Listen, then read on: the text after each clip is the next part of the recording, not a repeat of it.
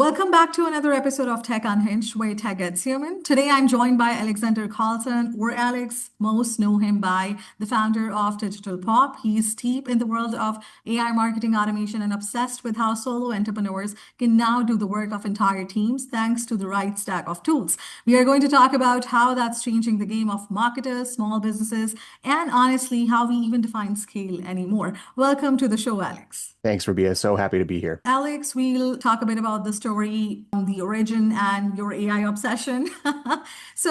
You've said that you're obsessed with AI marketing automation. Would you like to tell our listeners and viewers what sparked that obsession? Sure, absolutely. I can give a quick little rundown of my journey to AI marketing. It started way back in college. I was actually a computer science student and quickly learned that software engineering was a little over my head, but fell in love with website development and HTML and front end, the kind of stuff I could see come together right in front of me as I was building. And I knew that I was making mistakes and I could correct them along the way. And so that led me to WordPress and WordPress development. And I started my own little agency about 10 years ago, building WordPress sites with a 9-to-5 marketing job on the side as well. And did that for about 10 years and just recently took the dive into the agency world solo. And at the same time that about a year ago, that AI really started to boom and when it got really good, as I like to say. And that's where I quickly became obsessed with AI. And I'm obsessed with AI and what it could do for humanity and for the world and on these big, large scale talking points as well. But I'm trying to stay focused what I do best, and that's marketing and digital marketing, and combine those two worlds. And that's how I created my own podcast, the AI Marketing Navigator, that brought me to that about a year ago as well. And I've through that had the opportunity to study and research all of these AI tools and the opportunities that they offer for small businesses. And I've kind of started to put together a very distinct stack of tools that I think really level the playing field for solo entrepreneurs, small business owners who have never had the ability to really market their services and share them with the people that need them the most, which is their customers. So that's the long-winded story of how I got to be obsessed with AI. I'm a techie, I'm a nerd, and I really think AI is the next electricity and the next internet combined. It's hard to really articulate how it might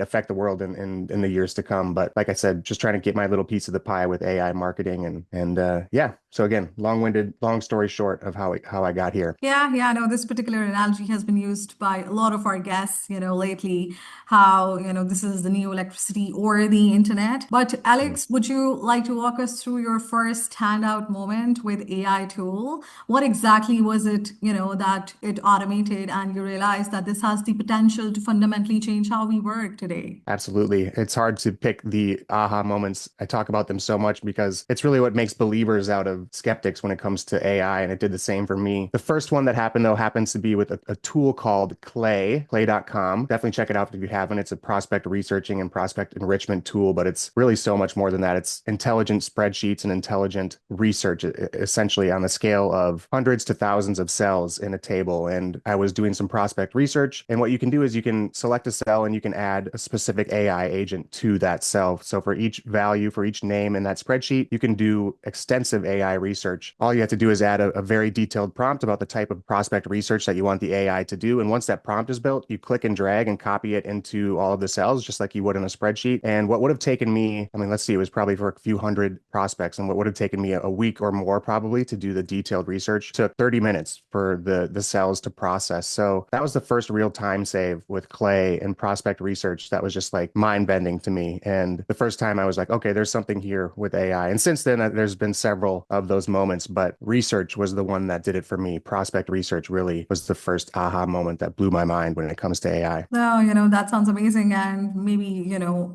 some shout out goes to the Clay team as well. you know, Major yeah. shout out to the Clay team. Like I said, if you haven't checked out what Clay is doing, it's definitely worth your time. Clay.com for sure. Yeah. So, Alex, before AI took over your workflow, what did Digital Pop look like in terms of the operations when you you were just starting? Sure. I think it probably reflects a lot of people who have a side gig or do some freelancing on the side, which is any extra time that I had basically went into maintaining the current business, the current websites, the current clients that I did have. Very little time for marketing or content marketing, content creation. A podcast was the furthest thing from my mind at the point, and just really struggling to get clients because of that time crunch and because of those constraints. Until AI and until I had the chance to really dive into content creation, it wasn't feasible. And so my starting a solo entrepreneurship very much aligns with the AI boom about a year ago. And so it completely enabled me to break away from that kind of freelance cycle, being caught in that freelance cycle. So,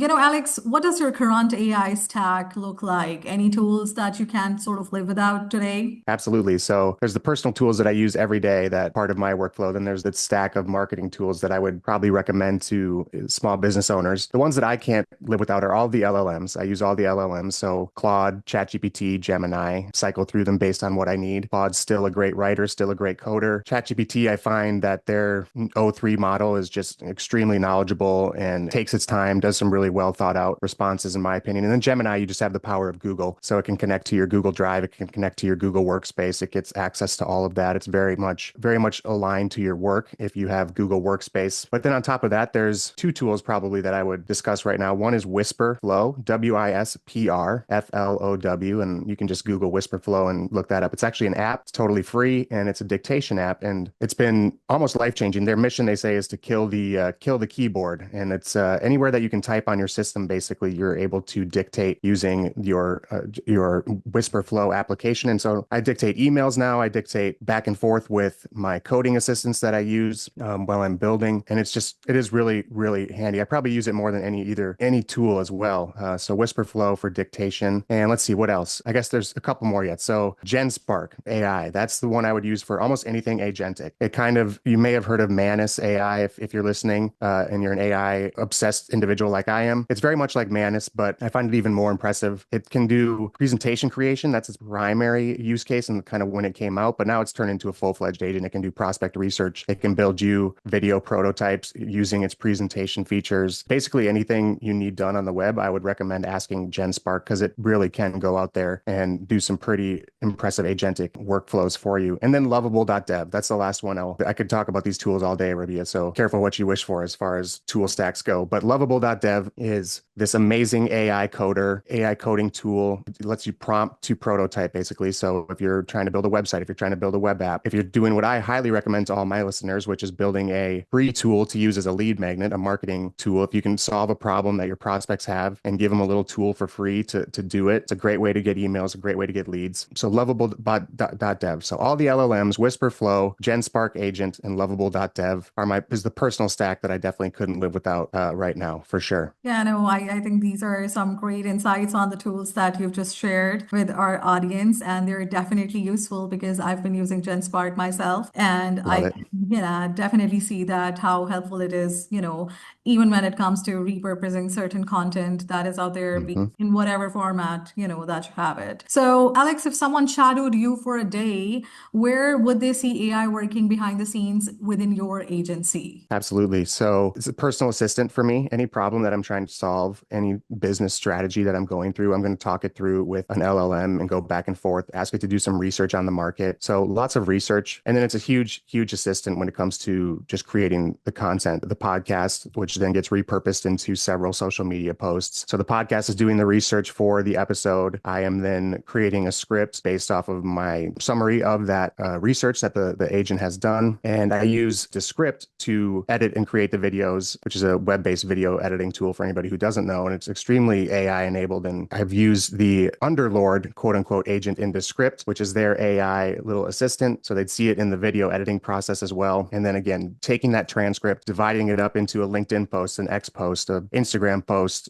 all the social media platforms that I want to get it out on. That's being done by AI. So constantly, they would see AI working constantly in the background. It's my always on tool that in one way or the other is helping me push the business forward for sure. No, no, that's great. But then, how do you evaluate when to drop or switch tools? Have you ever sort of cut off a popular tool because it didn't actually deliver the way it was promised? For sure. And I think that's one of the key things to try and keep in mind is to focus on the tools that are actually helping pushing you. I very much suffer from AI tool FOMO, where if something is new and flashy, I need to go test it out. I need to try it. I needed to add it to my list of subscriptions. So there are tools that occasionally I have let go and occasionally I will hop back on. Perplexity is one of those. I'm a huge Perplexity fan. Used it to do most of my research early on in the show, and then started just using Claude Deep Research and ChatGPT Deep Research, and kind of replaced it. But now Perplexity they just have so many amazing features. I'm not sure if you're familiar, but they really do a nice job with the research. But now they can pipe in virtually any model. You can use any model that you want within Perplexity. And you have this new Comet agentic web browser that they are releasing as well, which is incredibly fascinating. I'm still on the wait list for that, unfortunately, but I'm hearing amazing things about the agentic web browser. But to your original question, focus is key, and really just focusing on the tools that you use every day that quickly become indispensable. If you can keep it down to a handful of tools, you're probably going to be better off than trying to constantly find the next flashy tool to try and use. I actually use Perplexity myself whenever it comes down to stats or figures. It's my Hmm.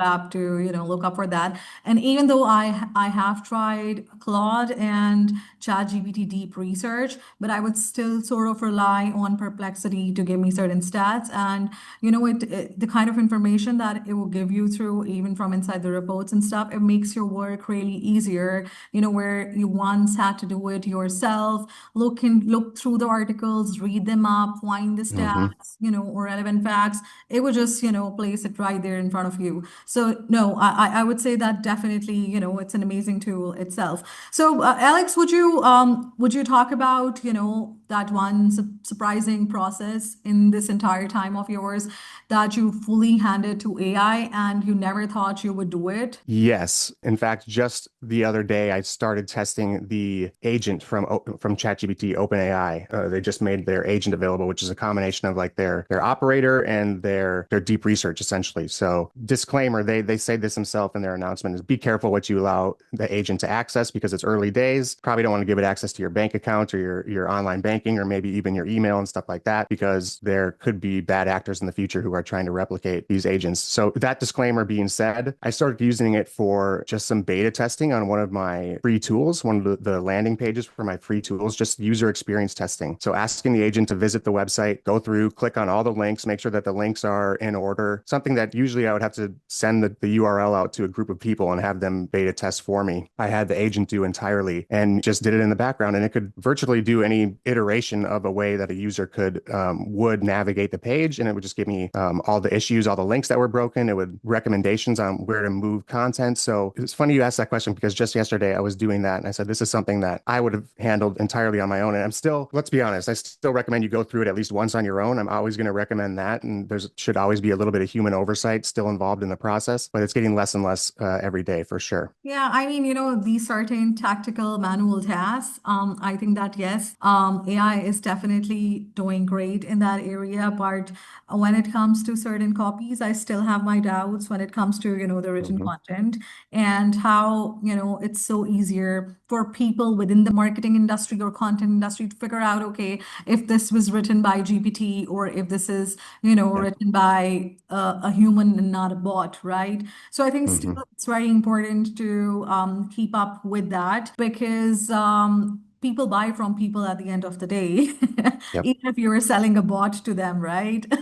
Absolutely. So Absolutely. I believe that there are some aspects out there which the humans are gonna govern one way or another. Oh, I So agree. I think, yeah, just to extend on what you're talking about, I think as far as differentiation for brands and for companies and your personal brand, being human is going to be the new differentiator. It's already, the AI wave hasn't even fully hit yet as far as user adoption throughout like the population. And there's already pushback against AI generated content. When people are polled and surveyed, they say that they would prefer human content. That's not to say that they won't ingest AI content. We all ingest the things that we don't necessarily like, but the human content is going to be what stands out in the future for sure. So the more you can afford to involve human aspect into your brand. So again, it's going to be a matter of, can you afford, like a small business owner is going to have to use AI in most instances, but I think the big players are, the new edge is going to be human true human content. So yeah, I fully resonate with what you're saying for sure. Oh, that's great. So, Alex, do you sort of plan to launch your own AI marketing tool eventually at Digital Pop, or is it only going to be what you are currently doing with providing certain services to other companies? Yeah, I think there's definitely a space for AI, so many AI tools, but I view them as almost temporary and with very little moat. So many of what these AI tools are doing are just going to be eaten up by ChatGPT or Gemini or Claude in the long run. You won't really need to switch from Claude to one of these AI tools to do what you need to do. Claude is just going to do it. So for one, I don't see a whole lot of moat when it comes to AI apps unless you can really have some proprietary data that makes it incredibly valuable compared to a ChatGPT or a Gemini or like Meta, for instance. Meta will always be interesting to me because they have an incredible amount of personal data that they can use to power their apps. Anyway, long story short, my plan is to focus still on finding the tools that help my own business and small businesses amplify their marketing way past what they would be able to. No plans on creating any internal tools, except for the free ones that I'm that I'm building as lead magnets. I have one fun one that I'm building with Lovable that maybe we can throw the beta link in the show notes. It's called the Gmail Reader, and it reads your Gmail for you. If you, like me, have a bunch of newsletters that you never have time to read, and I imagine being able to listen to them while I was working out or doing the dishes or something like that. So I hooked up my inbox to 11 Labs, and now with fancy voices like Burt Reynolds from 11 Labs, I can read my email to myself. And so little stuff like that is about as deep into the AI tool pool that I'm going to dive into for sure. But yeah. Yeah, no, this is impressive information. Let's talk a bit about, the term scale within our topic, without, more overhead towards it. So you've mentioned that AI lets you operate at a level of a full team, right? So what are Mhm. some areas where this impact is the most obvious right now? Sure. I'm going to go back to just research, being able to do the amount of detailed research that these AI agents, these deep research agents can do, the reports that they can produce, they're really on the level of like McKinsey and, all these giant reporting firms that you would usually pay hundreds of thousands of dollars for to get this type of information you can now have at your fingertips for $20 a month. And that's really, I'd say, the most empowering thing that AI is doing for me and for my business is just the ability to educate myself and research and learn about the marketplace, about my prospects, about each individual client. Because if you are running an agency, you know that every week you have to put on a new hat for a new company and it's an entirely new market and you have to learn everything about it. And now that time to educate yourself has been reduced by hundreds of percentages, in my opinion. It's quite amazing what you can teach yourself and how you can educate yourself. Yeah, so, do you think that AI is actually redefining what scale even mean for, businesses or a small scale business today? Definitely. I think it immediately scales your output the minute you start using it, personally and as far as content creation goes. And when we really get to the agentic AI era, we're still so early in the world of these agents of the web browsers that are going to be agentic like Comet. The true autonomous AI hasn't even hit yet, and we're already seeing the ability to scale personal output, individual contributor output, and just content output as well. And so when you throw in these agents, the scaling of it, the actual knowledge work is going to be unprecedented, I think. And we will likely see the first one person $1 billion company at some point in the next few years. I truly believe that as well. Yeah. So is there a point where adding humans sort of become necessary again? Or, you believe the future of solopreneurship is fully autonomous? No, I think there is absolutely going to be the place for adding humans again. And again, I think it's going to be the game changer, the differentiator between an enterprise brand, a Fortune 100 company is still going to be able to afford to have humans involved in the more minuscule tasks. Now, I think it's going to be the customer interfacing tasks like customer support, sales, things like that. If you can afford to have humans monitoring those lines and not AI agents, I think that's going to differentiate your company. As far as the data entry and the data manipulation and data management, I really don't see a need for businesses or enterprises to reincorporate humans into that type of work in the future. But for small businesses, for startups, really for any business, those customer facing roles, having a human there is going to make a difference. And there's going to be people that don't really mind, don't really care. So I think it also kind of depends on the type of business, on the business's goals. For a very self-service like SaaS platform, so for like a SaaS startup or a SaaS business, I see much less need to involve humans in the future than I would for, life insurance planning or something like that, something that someone very much would like to talk to an actual human about. Yeah, no, that makes absolute sense. So if we, talk a bit about the limits and the pitfalls of AI, what do you think, Alex, that, AI cannot do right now that you wish it could? Yeah, it still struggles to come up with novel marketing strategy and novel ideas. It's AI is still an answer tool, and it's gonna compile everything that it has in its training data as far as basically the sum of all the information on the internet to a certain degree, and that's what it's going to give you an answer on. So you really need to still have the ability to pull out the value from its strategic recommendations. For instance, if you're going to have it write cold emails, something like writing cold emails, which AI is very good at doing, but you still really need that human touch because right now it's just going to go out there, grab all the examples of cold emails that have been used by hundreds of thousands of millions of marketers in the past and do that. So the ability to generate novel, original ideas is still something that I think it falls short on. Now, GPT-5 is coming up in August from OpenAI. That is supposed to be, and it's hard to determine what's hype and what's real when it comes to these announcements, but that's supposed to be a real big step towards AGI, artificial general intelligence. So I'm still waiting for the AI that can generate a truly original idea. Yeah, yeah. And I think that is really going to be, a monumental point for human beings because that is where the humans come in the picture right now, right? Because only they can come up with the novel ideas or to ways that how they're going to put or launch these new amazing tools and whatnot, right? So Right. what if, GPT or AI starts promoting its own self? What will happen then? Yeah, we get. Exactly. When we cross that line to AGI, it's hard to imagine exactly what direction it goes. And in marketing, like I said, it's sometimes hard to stay focused just on marketing because I think that's just a microcosm, and there will probably be the one of the last areas that AI has some truly groundbreaking ideas. So for the time being, I still think it's going to be the human personal content for marketers that is the new differentiation. And so it's a hard balance to strike. I am at the same time promoting complete automation wherever you can throughout your marketing department, but also having a human touch and being able to use that to make a difference. So make yourself available, especially as a solo small business owner, because that human touch AI is still not able to do that either. Another area that it falls short, and something I struggle to implement myself sometimes is to maintain as much humanity in my content and in my marketing strategy as I can. Yeah, that is exactly what I was coming to next. That as human beings or people who are way too aware about, the tools out there and have been using them, we are actually becoming over reliant on AI at this point. So how do Mm. you think,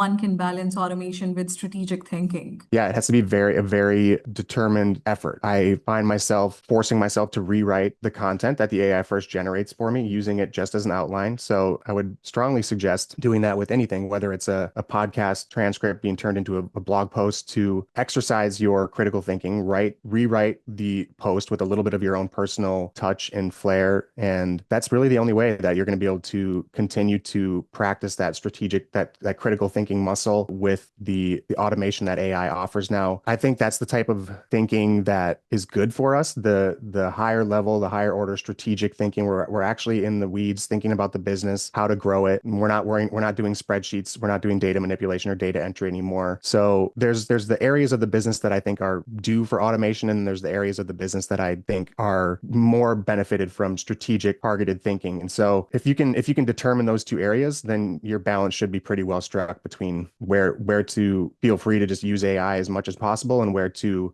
consider the cost of offloading AI on certain tasks, certain processes in your business. So, Alex, we did talk about your wow moment with AI. So, was there, an AI fail moment that you had where a tool messed up something major and it made you sort of rethink about it since you've been using or exploring around lots of tools out there? Sure. I've had there's the kind of the obvious one that most people say, like when AI will just hallucinate. I'll still do research for an episode for a podcast guest, and AI will hallucinate some numbers or figures. And that's actually why I went back to doing Perplexity. I find that it does that less, which you mentioned as well. And And so that's kind of like the most common thing is still the hallucinations are something to very much be aware of. And it always kind of blunts the excitement that I have for some of these LLMs. So it's a good reminder. But I've also had some instances in the AI coding space. So trying to build out these free tools with Replit or Cursor or Lovable. And I'm still consistently impressed with Lovable in particular and what you're able to accomplish. But at first, it was very difficult just to code up a Gmail sign-in. So to sign in and authorize with Google, a Google account took me multiple projects, multiple days of back and forth with Lovable just to get it to work. So that was probably one instance where, as far as the AI coding goes, I think the agents are, I don't know, I want to say they're 50 to 60% of the way there, as like getting you a prototype and getting something that works. But they still have a little ways to go as far as the coding goes. And I know that's definitely one of the areas that it's absolutely replacing jobs the fastest, which is nobody expected, which is coding. You hear about these companies like Meta and others that are like 30%, 40% of their code base is now coded by AI. But I still think it's got a little ways to go. So it's surprising to me that you can't code quite as much as is hyped up to be on the social media. If you look on X or on social media, you'd think everybody was building the next big $80 million tool or something like that.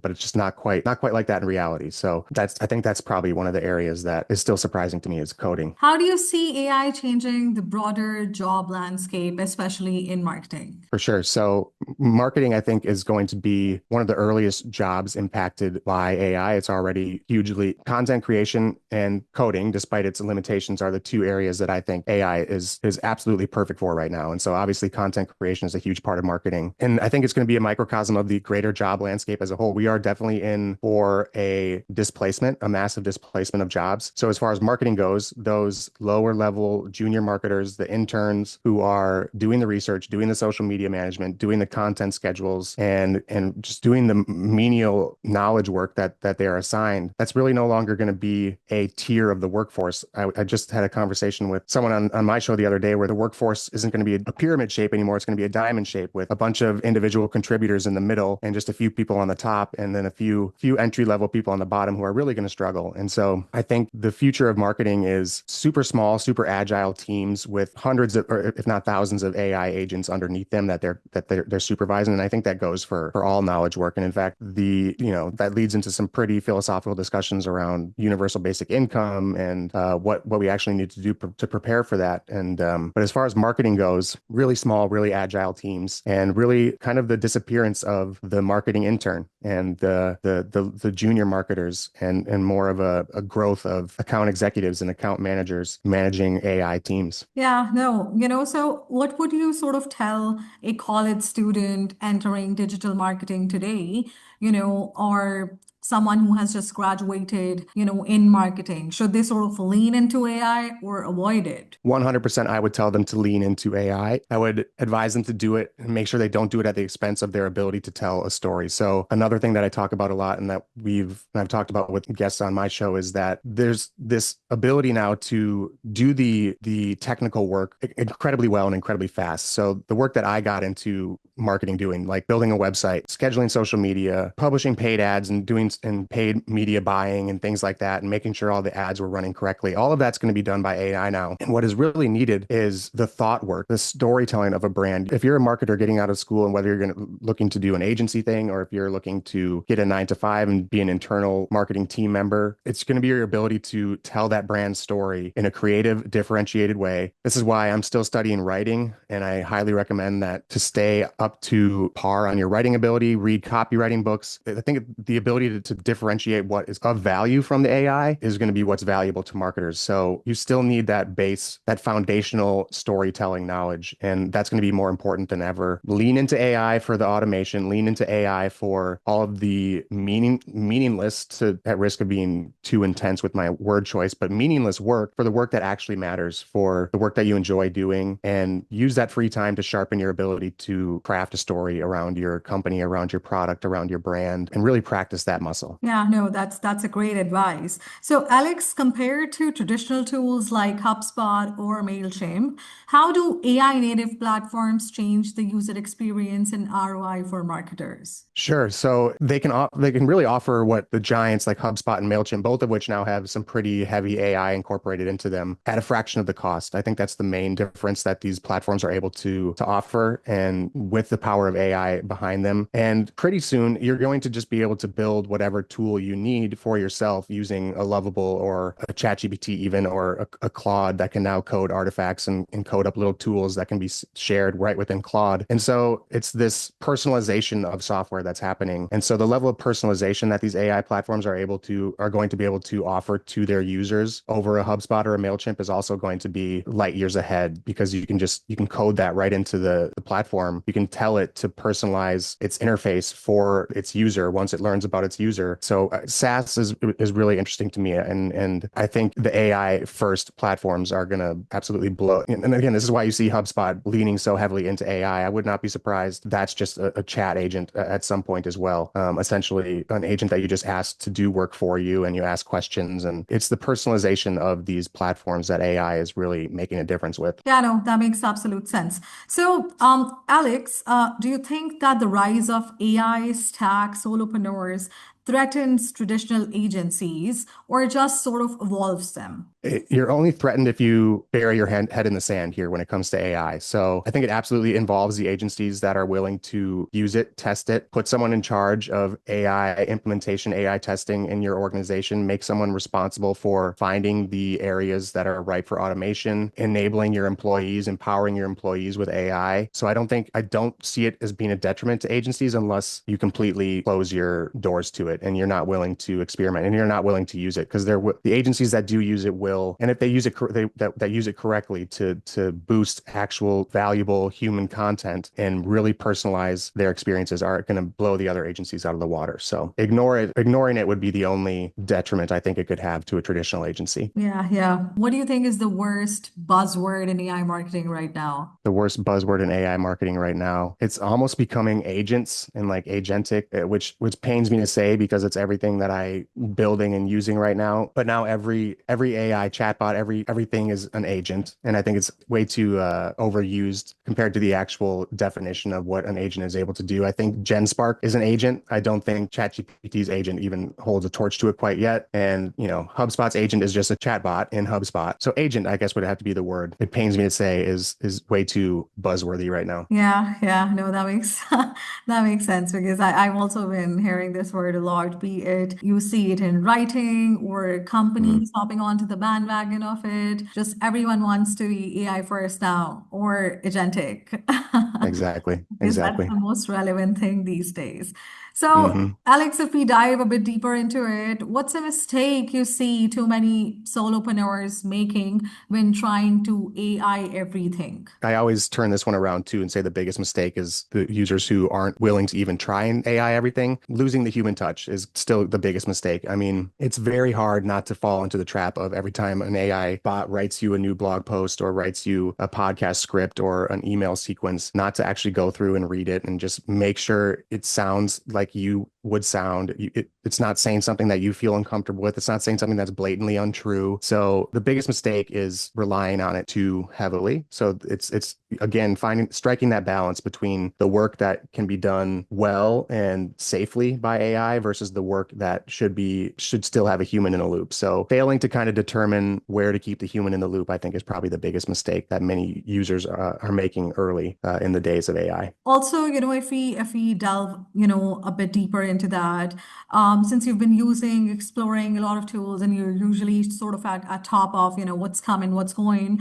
So, is there anything that you've witnessed out there in the space of AI that you believe should have left to just the humans, or, this is not AI's cup of tea, probably? Interesting question. The only one that comes to mind, everything that I do in my day-to-day work, even the creative stuff, image generation and video generation, a lot of people, I think that's their first instinct to say the creative, the arts, keep AI out of the arts. And I tend to hear that and I understand that. I don't, but what I feel it the most for is music. There's these AI music tools out there. Suno is one of them that comes to mind. Udio, I think, is the other one. And I see its value again, for marketing purposes and for business purposes, but I think there will always be the marketplace for human creations. So that goes for businesses too. We talked about how having a human in the loop and having humans involved is going to be something that there's always going to be a market for, and there'll be people that are willing to pay a premium for that. I think there will be the same people willing to pay a premium for human created art. And so for that reason, I don't really,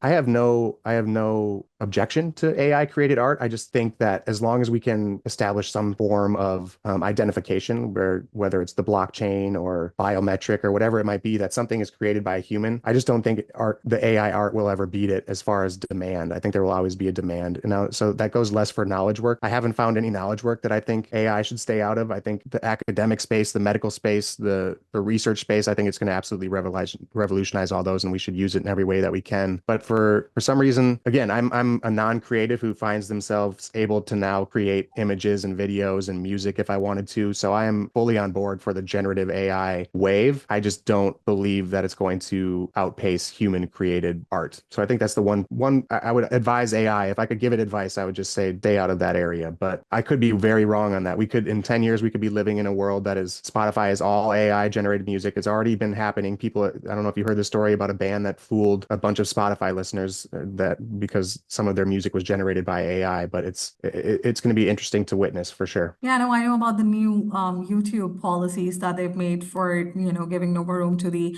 AI generated content because lots of the people who were doing it that way, they were having more followers or reach in comparison to the people who were actually putting the effort in the content. So, YouTube just had to come in and stop that. And yeah, what you mentioned about the art in particular, there was, when there was this Ghibli trend going on, and then there was Yep. lots of debate people were having around it, right? Giving the rights to the artist or the people behind it. So I did have like a few artists in my circle as well, where they were absolutely against it because Mm-hmm. Mm-hmm. ultimately does sort of make the job difficult there. Everything is ultimately an imitation of something which was done in the past or whatsoever. But the scale at which the AI is doing it right now, it's really hard for some people to catch up with that sort of pace. And when it comes to the creators, the artists, let's talk about, the musicians or, Mm-hmm. the real artists, people who are drawing, sketching, or you name it. Yeah, it's going to be, I think there will be a period of unfortunate pain for those types of creatives. And I can only hope that there is a balance in the future. Like I said, there's going to be a market for both. Like there will be people who just want the AI generated poster to put on their wall because they like the way it looks and they're willing to pay $5 for it. But there will, if you can somehow through some sort of code or some sort of mechanism guarantee that that poster was hand drawn by someone, once that is in place and once there's that type of infrastructure, I hope that the marketplace for human creation is still as viable. But the journey to get there is what's going to be difficult. Yeah, and also this one thing that I feel is which is being forgotten by a lot of people is that, tools have been here for some time. Now there are different Mm, tools, and these are AI powered tools. But then, there are humans at the end of the day who are dealing with those tools or using those tools or hmm generating something out of those tools. It's, as I talked earlier, it's not, an AI bot giving its own cousin some prompts and Yep. getting something out of it. So I think the area which needs to be focused more on is to educate people Mm, onto using AI, be it in your curricula, academia, at your uni, school, whatever level, because even the kids today have access to ChatGPT, and the assignments which we used to do creatively back in our yep. time, they literally just go to GPT. They would not use their own thoughts to do it. And tada, there it is, right? hmm So hmm I think at that age, certain creative capabilities that you had are now hindered by the AI. Absolutely. So the education around it, I believe, is very important. Any thoughts that you have on that? Yes, so many. I echo so many of your thoughts, and we were just having this conversation. My own family yesterday. I have a young 2 year old, almost 2 year old now daughter, and we were talking about what the future of education looks like for her. And there's the part of me that's so AI optimistic and so pro AI that, I fully need to think it should be incorporated in our education as a tool, just like the internet was, just like calculators were. I think it has its parallels to those type of analogies when people say like, oh, people said that the calculator was going to make us unable to do math, but really it just empowered bigger, better math. And, you could say the same thing about the internet and communication. It definitely came with its detriments, and we're still figuring out how to best use and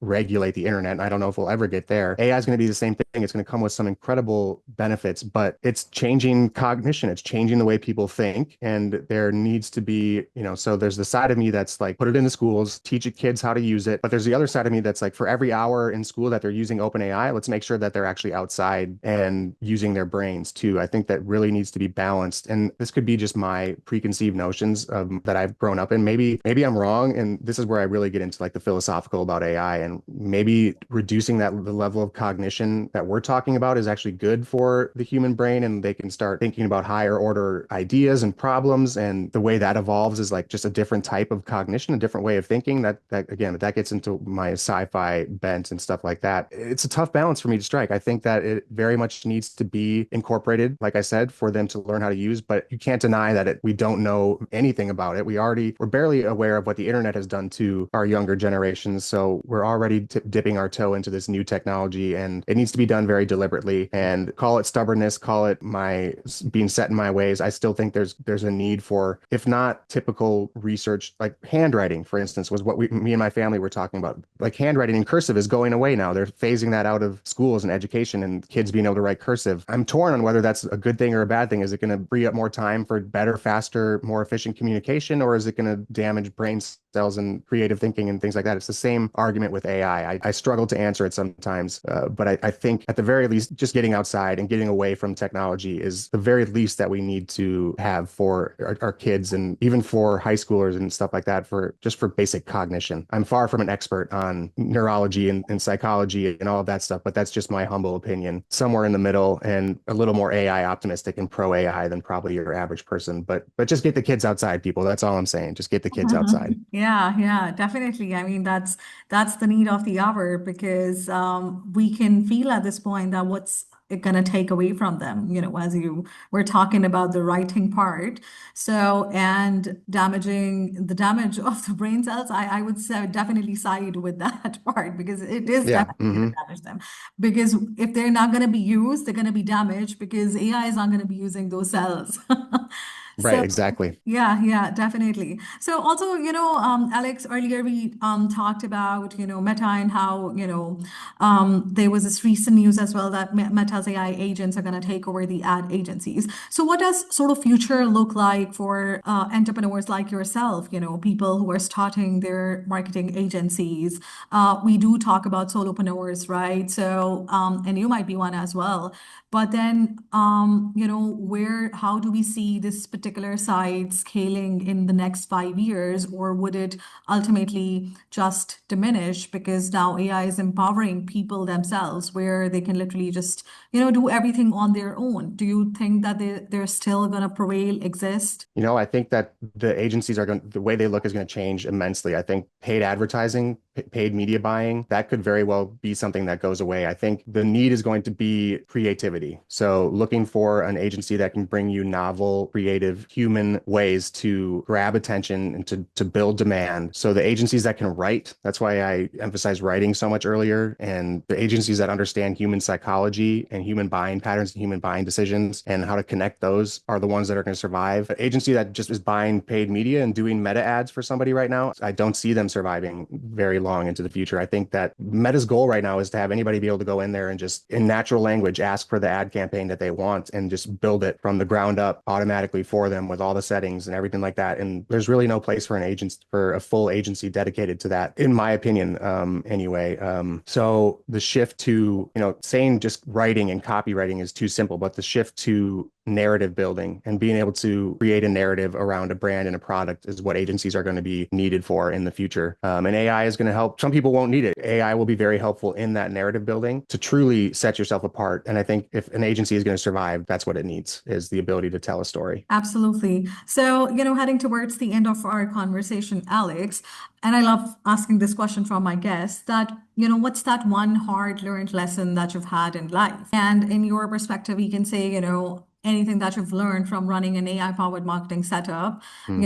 that more people could hear or learn from. Yeah, I think especially with AI, the lesson that I've learned is we're not at a point where and again, maybe this is my preconceived notions around work and our purpose in life to be work. You still have to do the work. You can't outsource a field like marketing, for instance. You can't step into ChatGPT and have it be a great marketer for you. You still need to learn the theory and the art of marketing. So you still need to do the work is the lesson that I've learned. Educate yourself, bury yourself into a topic and a theory and something that you're passionate about. And it won't be as difficult, but you absolutely still need to do the work. Well, Alex, thank you so much, for keeping all of this conversation real and sharing what scaling actually looks like. Thank you so much for your presence here today with us. Absolutely, Rabia. It was a pleasure. Thank you for having me. Had a great time.